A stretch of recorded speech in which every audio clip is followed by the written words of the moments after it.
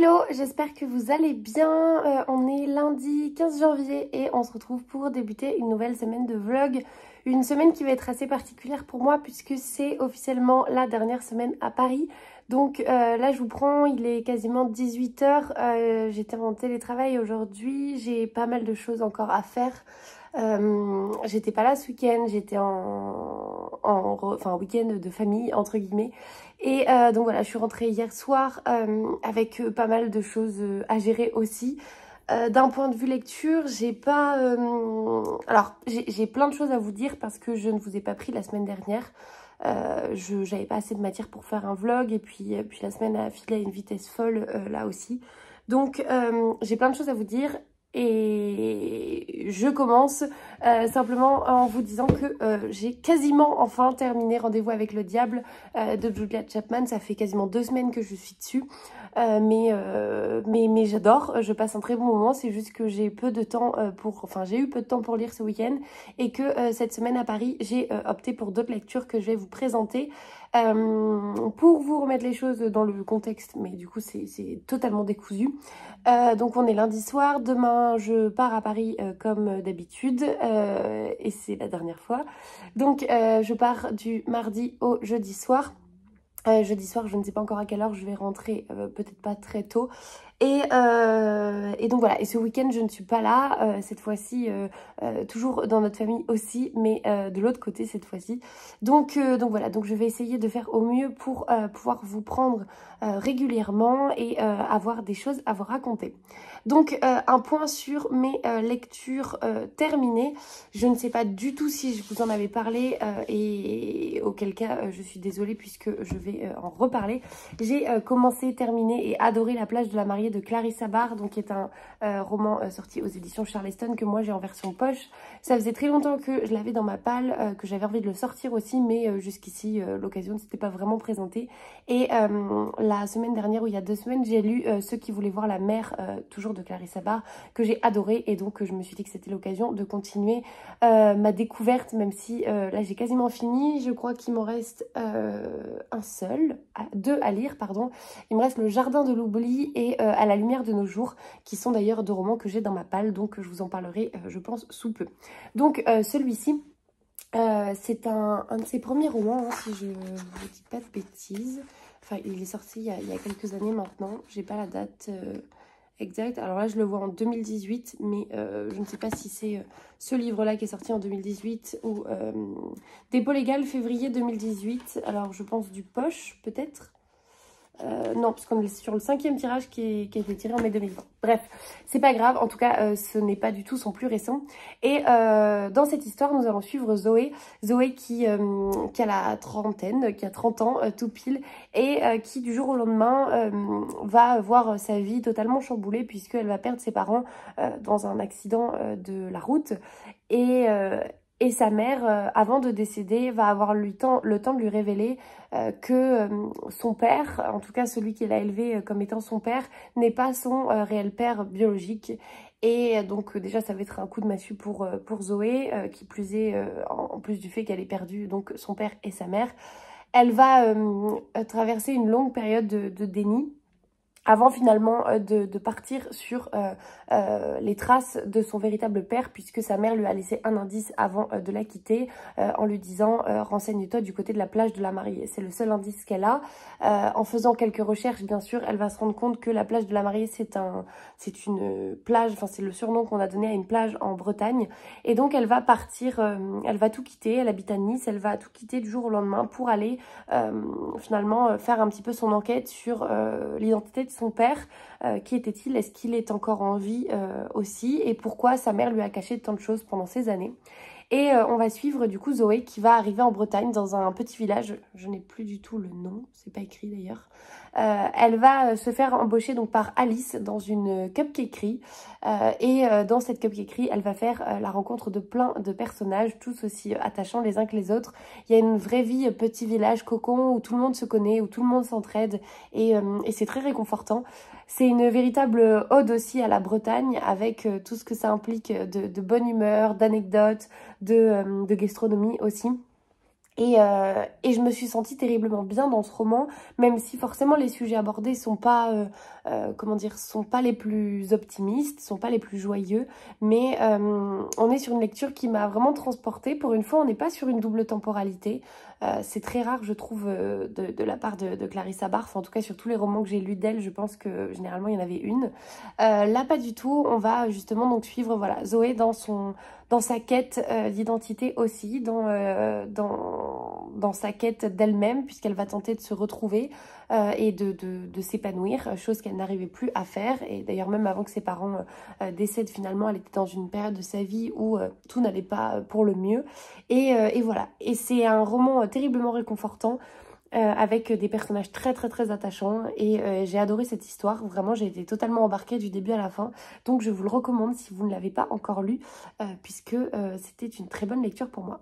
Ensuite, toujours sur la semaine dernière, j'ai pris une lecture audio comme je l'avais fait avec les tomes précédents, et donc j'ai lu le quatrième tome de la saison des débutantes, donc de MC Beaton. Ici on est sur Clarissa l'étourdie. Et j'ai passé un très très bon moment. Je vais pas vous en parler très longtemps parce que c'est un tome 4, parce que le schéma est globalement toujours le même depuis les premiers tomes. Mais c'est une saga que je trouve très réconfortante, avec beaucoup d'humour, le tout avec un côté so British.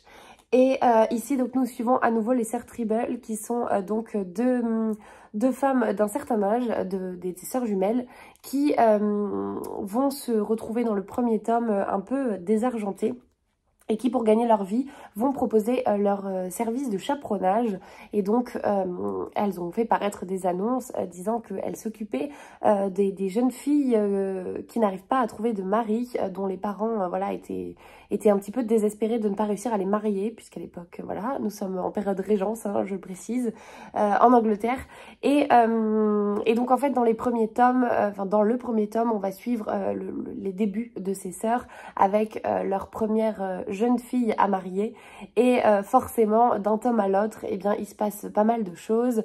Bien évidemment leur réputation ne fait que croître, et donc ici le personnage en question, c'est celui de Clarissa qui est une jeune fille qui n'est pas très à droite, qui fait tomber beaucoup de choses, qui casse beaucoup de choses, qui a tendance à comment dire, globalement, peu importe où elle passe, les choses ne se passent jamais très bien. C'est-à-dire qu'elle va mettre le feu au rideau, elle va casser le pied d'une personne en voulant simplement se lever, elle va vouloir bien faire du thé, puis elle va ébouillanter quelqu'un, et globalement, voilà, c'est un personnage assez drôle, finalement, qui désespère ses parents parce que elle a beau être très jolie, elle a beau venir d'une famille très aisée, eh bien, personne n'en veut, parce que là où elle passe, eh ben, rien ne finit très bien, et donc, elle va faire la connaissance des sœurs Tribble. Et on va suivre cette histoire. J'ai vraiment beaucoup aimé. Je pense que c'est pour l'instant mon tome préféré, même si j'avais passé un très agréable moment avec déjà les 3 tomes précédents. Donc voilà, une saga toujours aussi réconfortante à lire. C'est vraiment, ça se lit très bien. Alors en l'occurrence là je l'ai écouté, mais ça s'écoute très bien, ça se lit très bien. C'est très court, ça fait 225 pages, quelque chose comme ça, mais avec une mise en page très aérée et beaucoup de dialogue. Donc voilà, c'est toujours aussi agréable de me replonger dans cette saga. Il me reste 2 tomes pour être à jour, mais je crois de toute façon qu'ils en sortent assez régulièrement. Je sais pas du tout combien il y en a au total, mais je continuerai cette saga et je continuerai à vous en parler. Voilà, ça c'était ma lecture audio, et j'ai commencé et terminé également une autre lecture qui n'était absolument pas prévue, mais que j'avais très très très envie de découvrir, parce que j'avais vu passer beaucoup d'avis positifs dessus, parce que j'ai déjà lu l'auteur et que j'avais eu un coup de cœur pour le seul roman que j'ai lu de cet auteur, et pourtant j'en ai plein d'autres dans ma palle, et j'ai nommé Donato Carisi. La Maison des Voix, donc moi j'avais lu Le Chuchoteur que j'avais adoré, j'ai d'ailleurs la suite qui est, il me semble, L'Écorché, ou L'Égaré, je crois que c'est L'Écorché, dans ma palle, qu'il faut que je lise. Mais il a également écrit une autre saga, entre guillemets, avec un héros qui est récurrent, qui s'appelle Pietro Gerber.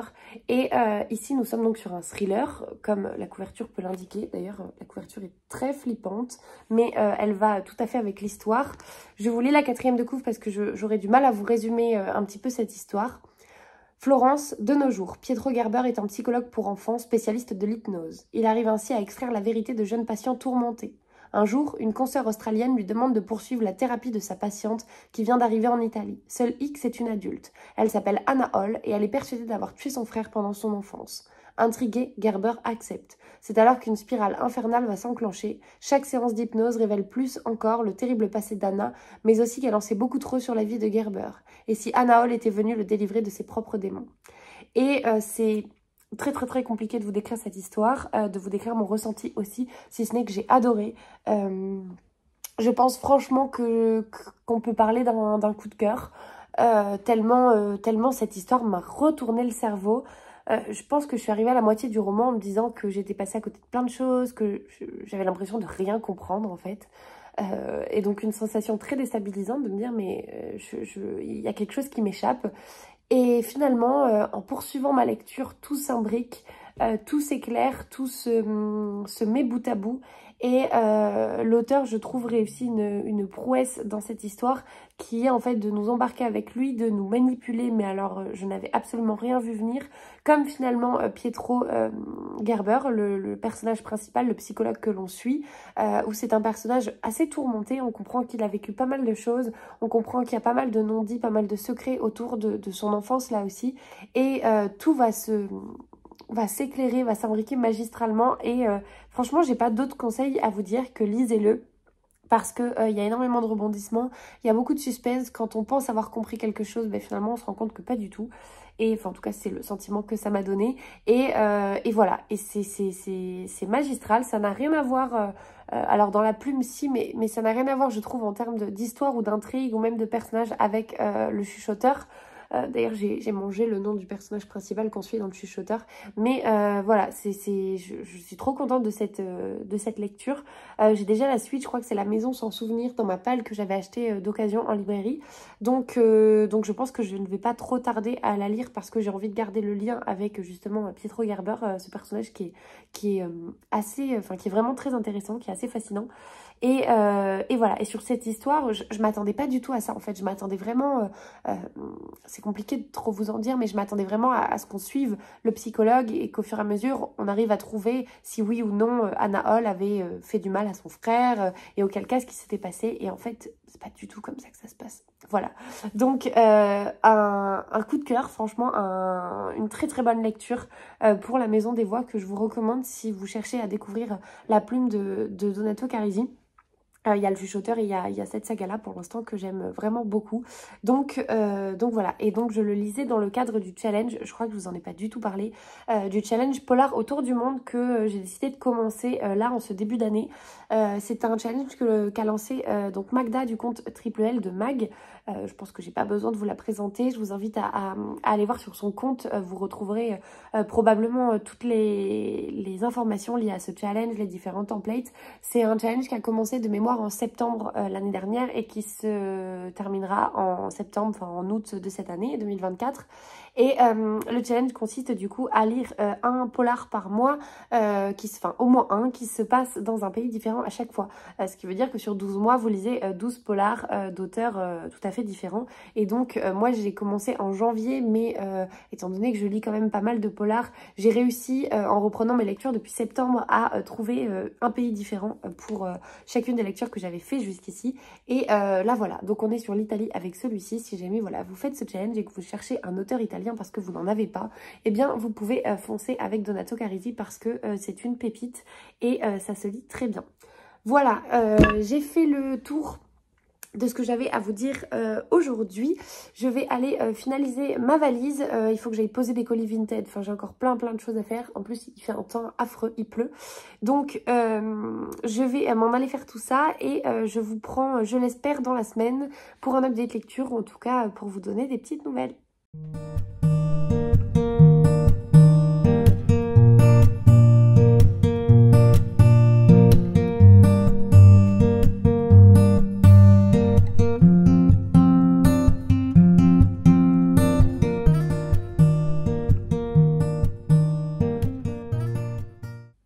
On est mardi soir, je suis à Paris, je crois que c'est la première fois que je vous prends Et du coup, la dernière, puisque c'est mon avant-dernière nuit à Paris, demain soir je serai pas dispo, j'ai prévu de voir des collègues pour fêter mon dernier soir ici. Je vous prends, une fois n'est pas coutume, pour vous parler de mes achats, puisque j'ai terminé le travail et je suis allée me balader pour la dernière fois avant un très long moment à Book-Off. Bien évidemment, à Book-Off 4 septembre cette fois-ci, j'ai pas fait celui de Châtelet, j'avais envie de changer. Puis il y avait des galères de transport, donc ça m'allait bien aussi. J'ai craqué pour 3 livres. 3 livres que vous voyez ici en format poche. Et du coup, je vais vous les montrer. J'en ai eu en tout pour 5,50, 3 €, 8,50, 9,50 pour 3 livres de poche qui sont tous en très bon état. Quasiment neuf. Donc le premier que j'ai acheté, c'est sur les conseils de Magda. Enfin, en fait, à force de regarder ces vidéos, notamment par rapport au polar, j'avais mis celui-ci dans ma wishlist et je suis tombée dessus. L'édition était en très bon état. Il s'agit donc du Mystère de la chambre jaune de Gaston Leroux, qui est un classique, hein, clairement, de la littérature policière. Donc il était à 3 €. À la base, il n'est pas vendu très cher, il est à 4,69 €, hein, si le prix n'a pas changé. Et donc au livre de poche, hop, je vous lis la 4e de couve. La porte de la chambre fermée à clé de l'intérieur, les volets de l'unique fenêtre fermés eux aussi, de l'intérieur, pas de cheminée. Qui a tenté de tuer mademoiselle Stangerson et surtout par où l'assassin a-t-il pu quitter la chambre jaune? C'est le jeune reporter Rouletabille, limier surdoué et raisonnant par le bon bout de la raison, ce bon bout que l'on reconnaît à ce que rien ne peut le faire craquer, qui va trouver la solution de cet affolant problème au terme d'une enquête fertile en aventure et en rebondissement. Tenant en haleine le lecteur de la première à la dernière page, Le Mystère de la chambre jaune est un classique du roman criminel. Voilà, donc j'ai hâte de le découvrir. C'est un petit roman, je pense que ça se lira assez rapidement. Il fait 280 pages, par contre la mise en page est très dense. Mais voilà, au moins je l'aurai dans ma palle. J'ai bien sûr pris un petit marque-page chez Book-Off. Et voilà pour le premier achat. Les 2 autres achats aussi, c'était des romans qui étaient dans ma wishlist, puisque dernièrement j'ai refait un peu un tour des romans qui me faisaient envie, en me baladant aussi sur différents comptes, en regardant aussi des vidéos de Magda. Vous allez comprendre le second achat. Donc le second achat, c'est Fleur de cadavre de Anne Mette Hancock. C'est une autrice, alors c'est du polar nordique, et donc c'est une autrice danoise. Si je ne vous dis pas de bêtises, puisque je vois prix de la révélation du polar danois, donc j'en conclus qu'elle est danoise. Ici donc pareil, neuf. Je suis d'autant plus contente que je l'ai eu, du coup celui-ci à 1 €. Il est en très bon état, hein, là c'est juste qu'il a pris un mauvais pli, mais il est comme neuf. Et en fait la semaine dernière à Book-Off Châtelet il était à 5 €. Donc je suis contente de ne pas l'avoir acheté à ce moment-là et d'avoir attendu un peu. Donc la 4e de couve. Puisqu'on me prive de ta présence, Héloïse, donne-moi au moins par tes mots la douce essence de ton être. Cette phrase conclut les lettres qu'Héloïse Caldan, journaliste à Copenhague, reçoit régulièrement depuis quelque temps. Postées de France, elles sont signées d'une certaine Anna Kiel. Héloïse n'a aucun lien avec cette femme. Pourquoi celle-ci s'obstine-t-elle à lui écrire? Que cherche-t-elle à lui dire? 3 ans plus tôt, Anna Kiel a égorgé un avocat. En cherchant à comprendre le mobile de ce meurtre, Héloïse rouvre sans le savoir une page d'un passé qu'elle croyait définitivement tourné. Best-seller au Danemark, ce thriller offre un suspense au charme vénéneux comme la fleur de cadavre, aussi éphémère que toxique. Donc il me fait très très très envie, je pense que ce sera une de mes prochaines lectures. C'était donc, il était dans la sélection du prix des lecteurs livre de poche 2020. Et moi, j'avais fait le jury du coup de l'année 2021. Donc voilà, donc je vous en parlerai bien sûr quand je le lirai. Et je suis très contente. Il est à 8,20 €. C'est une sacrée économie là-dessus. Ensuite, le dernier, c'est un roman du coup que j'avais pas mal vu passer, que ce soit en librairie ou sur les réseaux, qui m'avait été conseillé par Juliette Duconte, Vos livres en un clic, qui fait partie du coup de notre book club à Bordeaux. Et il s'agit du coup d'une écharpe dans la neige de Vivek Asten au livre de poche. J'avais pas mal de romans de Vivek Asten dans ma palle à un moment, puis je m'en suis débarrassée.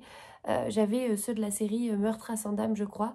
Et là, a priori, on est sur une nouvelle saga et donc c'est un premier tome. Et je vous lis la 4e de couve. Sur un télésiège de la station suédoise d'Ar, je ne sais pas si je le prononcerai bien, sûrement pas, dans les montagnes du Jämtland, on découvre un corps gelé. Dans la neige, une écharpe en laine, Anna Allender, récemment virée de la police de Stockholm et accessoirement larguée par son petit ami, mène l'enquête avec l'inspecteur Daniel Lindskog.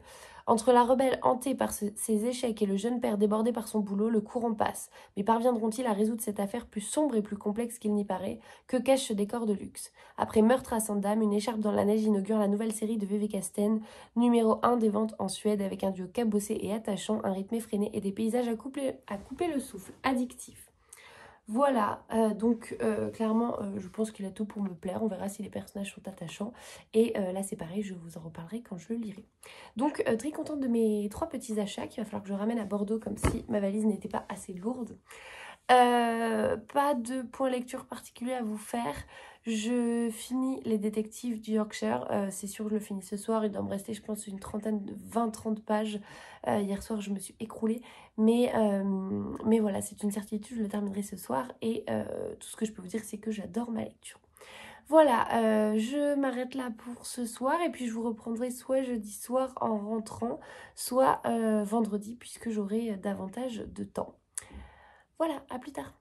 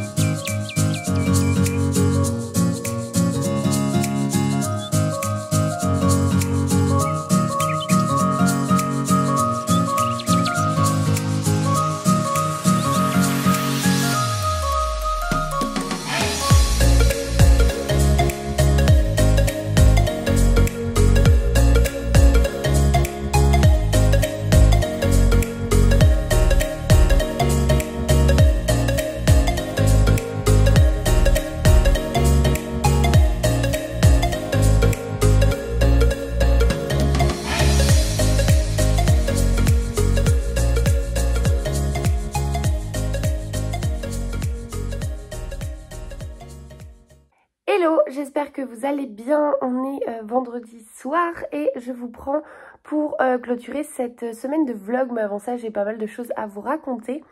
Donc ça y est, je suis officiellement de retour à Bordeaux, de retour à temps plein, c'est-à-dire que les allers-retours à Paris, c'est terminé. Je serai tous les soirs chez moi avec tout ce que ça implique de confort et de nouvelle vie pour moi, mais également dans le rythme de ces vlogs, je devrais, je l'espère, réussir à reprendre un rythme tel qu'il était finalement il y a à peu près 2 ans, 1 an et demi on va dire, c'est-à-dire que voilà, je vous prendrai plus régulièrement et non plus 2-3 fois par semaine maximum parce que je suis pas là. Là j'ai fait une exception déjà en vous prenant mardi soir dans mon Airbnb à Paris, mais finalement je l'ai fait qu'une fois sur 1 an de trajet. Donc voilà, I'm back. Et ça fait du bien, j'ai hâte de retrouver une nouvelle routine, de reprendre voilà, mes marques, mon rythme, de reprendre le sport et tout ce que ça implique.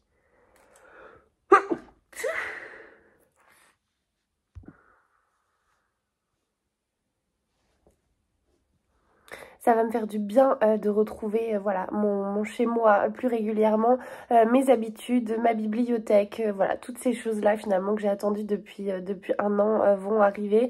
Alors bien sûr, il va y avoir une période peut-être de transition puisque là j'ai quelques jours de repos devant moi avant de commencer donc mon nouveau poste le 1er février, donc dans un peu plus de 10 jours je crois, quelque chose comme ça. Au moment où je vous parle là on est le 19 et et voilà, donc forcément les premiers jours je serai peut-être comment dire, occupée par autre chose, mais voilà, j'ai hâte de vous reprendre, de également pouvoir vous faire à nouveau des vidéos thématiques comme je le faisais il y a un certain temps. Ça fait quelques temps que j'ai arrêté parce que je n'ai plus le temps, j'ai déjà à peine le temps de vous faire des vlogs, donc voilà, c'était compliqué, mais j'ai plein de projets pour cette année 2024, j'ai hâte et j'ai envie de continuer à vous parler de lecture, bien sûr, de mes lectures, mais également être à l'écoute de vos conseils aussi, sortir de ma zone de confort aussi. Et voilà, bref, cette petite introduction passée, bien sûr je vous prends pour vous parler des livres que j'ai lus. Donc j'ai enfin terminé, alors du coup je peux enlever mon marque-page, mais j'ai enfin terminé le tome 8 des détectives du Yorkshire après me l'être traîné pendant quasiment 3 semaines parce que mon rythme de lecture était pas fou, tout simplement. Donc j'ai adoré cette histoire, bien sûr, j'ai adoré ce tome comme les autres. Je trouve que voilà, plus ça va, plus on avance dans comment dire, dans les différentes intrigues, que ce soit la relation entre Samson et Delilah, bien sûr, puisqu'elle est au cœur de cette saga depuis le début, mais également dans les autres intrigues qui sont posées depuis les premiers tomes. Et là, dans celui-ci, enfin, on ouvre les yeux. Enfin, nous, on avait déjà les yeux ouverts, mais enfin, Samson et Delilah et tout le village de Broncliffe ouvrent les yeux sur des choses qui se passaient. Et voilà, et c'est satisfaisant, ça fait du bien aussi, voilà, de voir cette saga avancer. J'ai trop hâte de lire le dernier tome qui est sorti, donc le tome 9, Rendez-vous avec la justice, mais je pense que je vais attendre un petit peu parce que tout simplement j'ai envie de faire durer cette saga. Et si jamais je lis le tome 9, je n'en aurai plus ensuite. Donc voilà, donc une excellente lecture. C'est vraiment ma saga, c'est définitivement ma saga préférée. Je pourrais la relire et c'est assez, enfin c'est, comment dire, c'est quelque chose de rare puisque je ne relis pas mes livres généralement, mais je pense que c'est une saga que je relirai tellement je prends plaisir à retrouver ces personnages, à retrouver les enquêtes à chaque fois. Et voilà, donc une super lecture et bien sûr une saga que je vous recommande, mais je pense que vous le savez puisque c'est ma miniature depuis quelques années. Bien évidemment, je suis malade, d'où mon nez rouge et le fait que je parle du nez, j'en suis désolée, ce serait pas drôle sinon. J'avais autre chose à vous dire, j'ai commencé et terminé une nouvelle lecture, une lecture que j'avais, enfin un roman que j'avais dans ma palle depuis assez longtemps, Ainsi gèlent les bulles de savon de Marie Vareille que j'ai lu en lecture commune avec Violette. Ça faisait un moment qu'on s'était pas fait de lecture en commun toutes les deux, et donc c'est un petit roman qui fait... qui fait 370 pages mais qui se lit très bien, un peu à la manière de La Tresse, puisqu'en fait nous allons suivre ici plusieurs personnages féminins. Je ne peux pas vraiment vous en dire plus, mais on comprend pas immédiatement le lien que peuvent avoir ces personnages entre eux. Tout ce que je peux vous dire, c'est qu'on est sur une thématique qui, moi, me parle pas de prime abord, mais que j'ai adoré voir abordée de cette manière-là dans ce roman, qui est donc la maternité et le fait de devenir mère, avec tout ce que ça implique de bouleversement dans la vie de chacune. Et j'ai trouvé que c'était un roman terriblement bien écrit, avec des personnages très attachants, très réalistes, qu'on comprend par moments, qu'on ne comprend pas à d'autres moments, mais finalement c'est là tout le propre de cette histoire et des situations qui sont décrites. C'est un très beau roman, je trouve, qui est très important. Hop, j'éteins la télé puisque j'ai la télé en fond, sans son bien sûr, mais qui fait un reflet lumineux. C'est un roman donc très important, je trouve, puisqu'il aborde des sujets tels que, compliqué de vous en parler, mais tels que le baby blues et donc la dépression postpartum, tels que voilà les attentes que l'on peut avoir quand on devient parent et finalement le gap entre ce qu'on s'imaginait et la réalité. Moi je ne parle pas en connaissance de cause puisque je ne suis pas maman. Mais c'est un roman, je trouve, qui se lit aussi bien finalement qu'on soit concerné ou pas. Alors peut-être que des personnes qui auront traversé une épreuve comme celle-ci se reconnaîtront ou pas dans ce roman.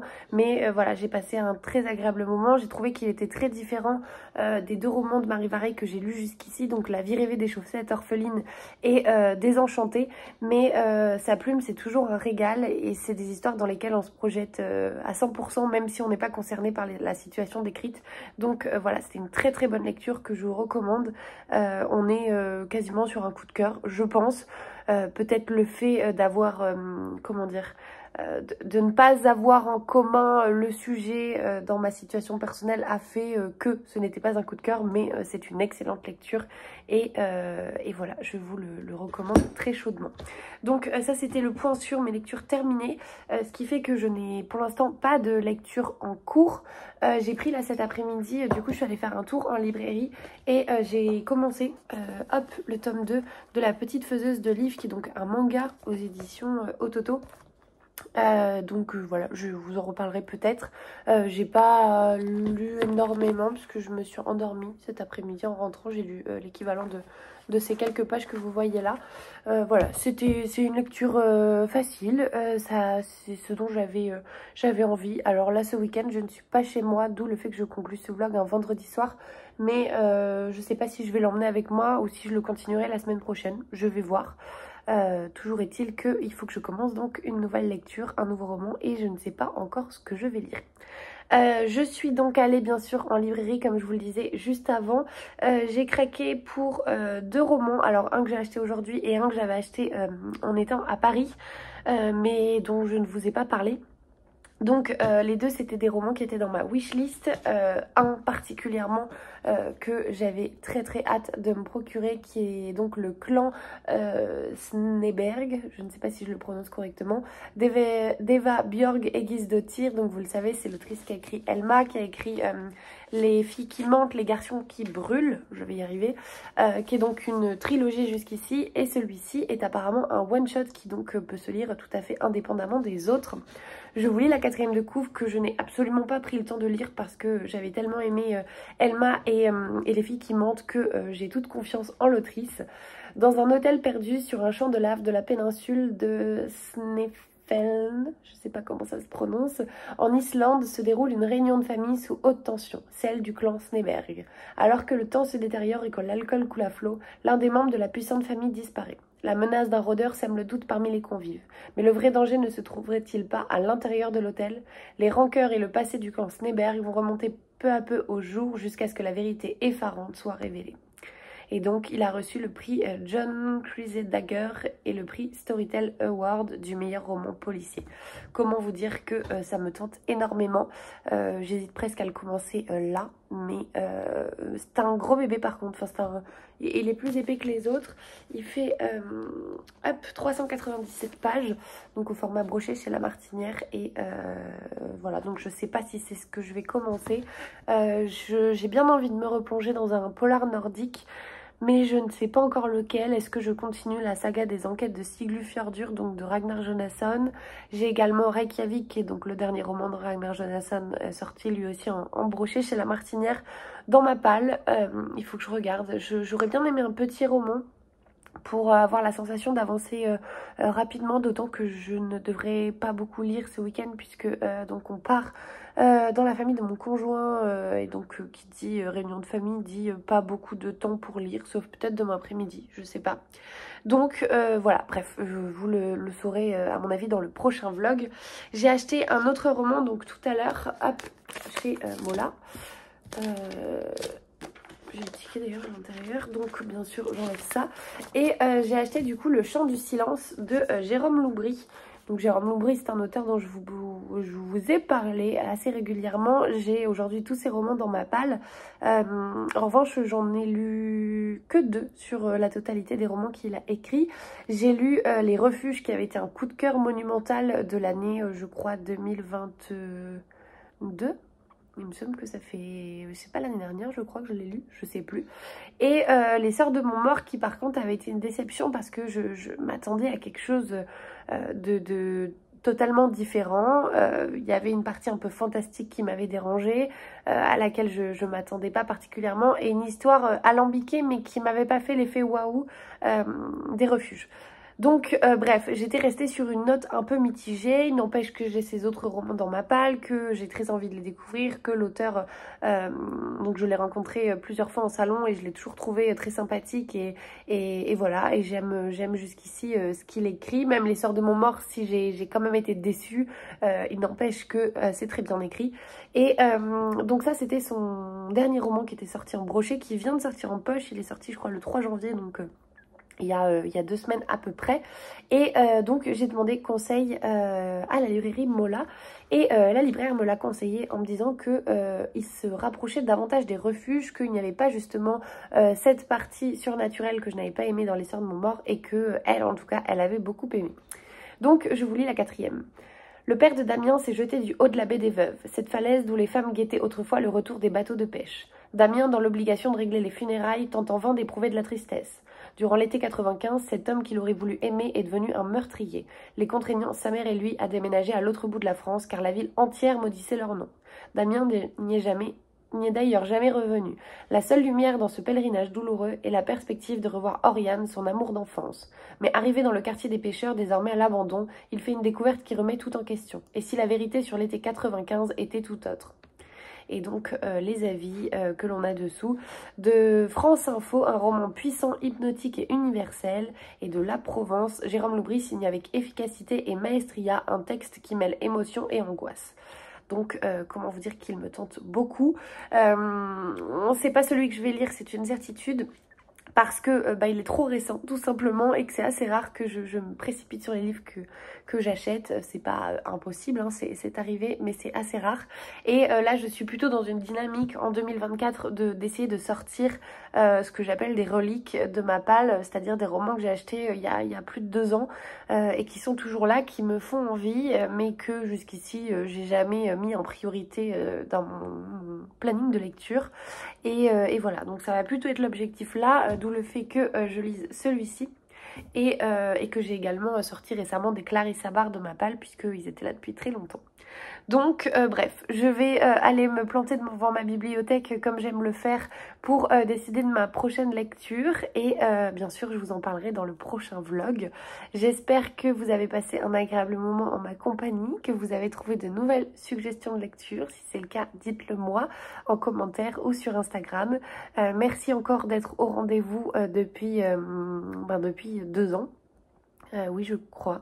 Ça fait 2 ans.